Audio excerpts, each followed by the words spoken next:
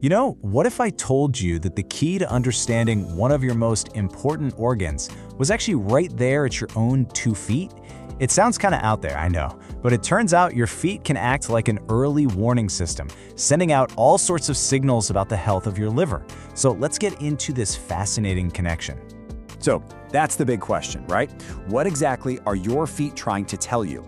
From how they look to how they feel, the clues can be surprisingly specific. We're going to decode these messages together based on the really interesting insights from Dr. Eric Berg.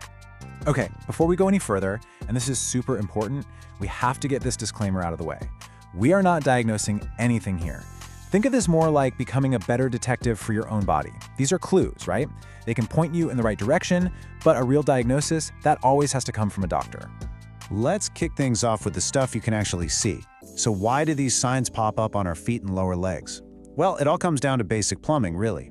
Your heart has to pump blood all the way down to your toes and then all the way back up again. If there's any kind of problem with the liver affecting your circulation, your feet are often the first place the evidence shows up. So in this first section, we're going to look at 5 key visual signs. We're talking about things like little dots on your skin, those web-like veins, and even stuff you might normally just ignore, like cracked heels, a bit of toenail fungus, or a change in the color of your nail beds. Let's break them down one by one. First on the list, have you ever noticed tiny red or brownish specks on your lower legs?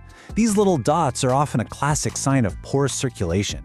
When your liver isn't working at 100%, it can mess with blood flow, and because of gravity, all that evidence tends to pool down in your lower legs and feet first. Next up, spider veins. Now the reason these show up is actually pretty wild. It's all about hormones. See, your liver is like a hormone processing plant. But when it's damaged, it can't break down hormones like estrogen the way it's supposed to.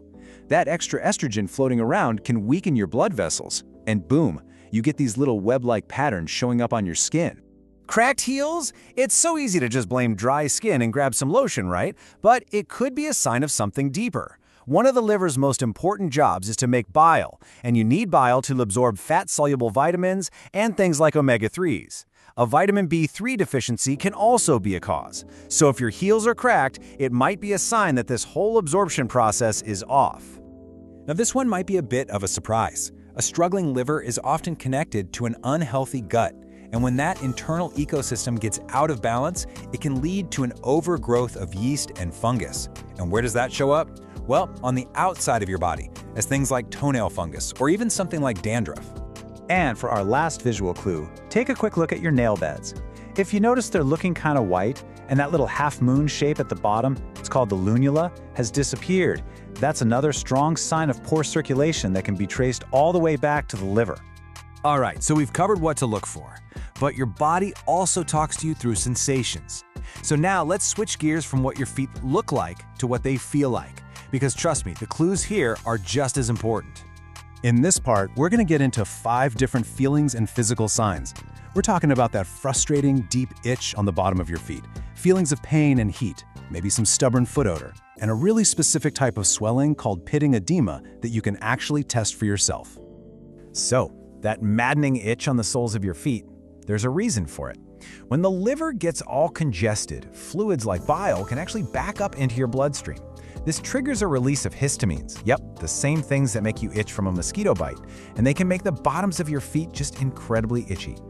You know, if you have pain on the bottom of your foot, maybe you've even been told it's plantar fasciitis, it's so easy to think it's just a foot problem, but it could be what's called a referred symptom. Sometimes inflammation from a stressed out liver can actually show up as pain or even that weird hot feet feeling, even though the real problem is somewhere else entirely.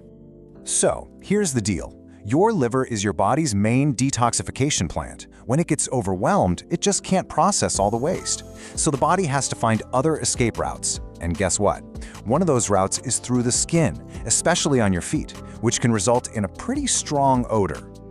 Okay, this is a big one called pitting edema, and you can test for it right now.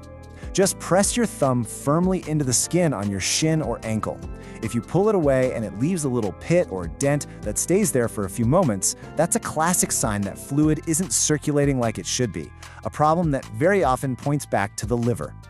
So now that we've gone through all these warning signs, the next logical question is, what's causing the problem in the first place?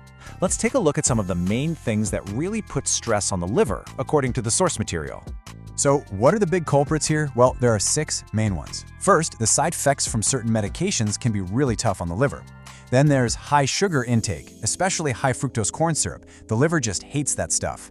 Processed and overcooked foods are another because they lack the enzymes your body needs. Of course, we all know excess alcohol is a direct hit. But here's a surprise for some. Too much protein can also be a problem. It creates nitrogen waste and the liver has to work overtime to clear it out. And finally, just not eating enough vegetables starves your liver of the antioxidants it needs to protect itself. Okay, so knowing all that, what can you actually do to support your liver? Well, the source material lays out a pretty specific nutritional strategy designed to help. The whole strategy really boils down to 4 key ideas.